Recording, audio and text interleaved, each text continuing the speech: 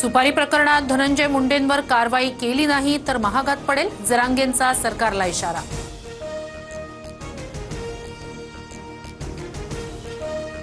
उपमुख्यमंत्री अजित पवार आणि धनंजय मुंडे मुख्यमंत्र्यांना भेटले। अधिवेशनाच्या पहिल्याच दिवशी अजित पवार, मुंडे आणि फडणवीसांमध्ये भेट। सुपारी प्रकरणात क्लीन चिट मिळण्यासाठी धनंजय मुंडे यांनी फडणवीस आणि अजित पवारांचे पाय धरले। घातपाताची सुपारी दिली तरी मुंडेंना चौकशीसाठी बोलावलं जात नाही, जरांगेंचा आरोप।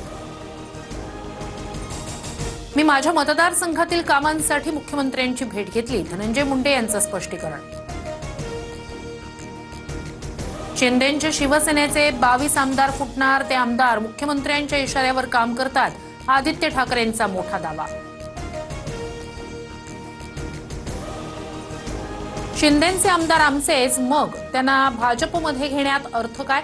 शिंदेंच्या शिवसेनेतील नेत्यांच्या भाजप पक्ष प्रवेशाबाबतच्या दाव्यांवर फडणवीसांचा पलटवार। महाराष्ट्राच्या इतिहासात प्रथमच दोन्ही सभागृहांमध्ये विरोधी पक्ष नेताच नाही, विरोधी पक्षातील एकाकडेही स्वतंत्रपणे आवश्यक संख्याबळ नसल्यामुळे पद रिक्त। राज्याचे मुख्यमंत्री आणि उपमुख्यमंत्री अज्ञानी, विरोधी पक्षनेतेपदासाठी 10% सदस्य संख्येची अट कुठेही नाही, भास्कर जाधव संतापले। आदित्य ठाकरेंचं नाव विरोधी पक्षनेतेपदासाठी येत असेल तर विशेष नाही, शंभूराज देसाईंचं वक्तव्य। तर अफवांवर विश्वास ठेवू नका, आदित्य ठाकरेंचं उत्तर।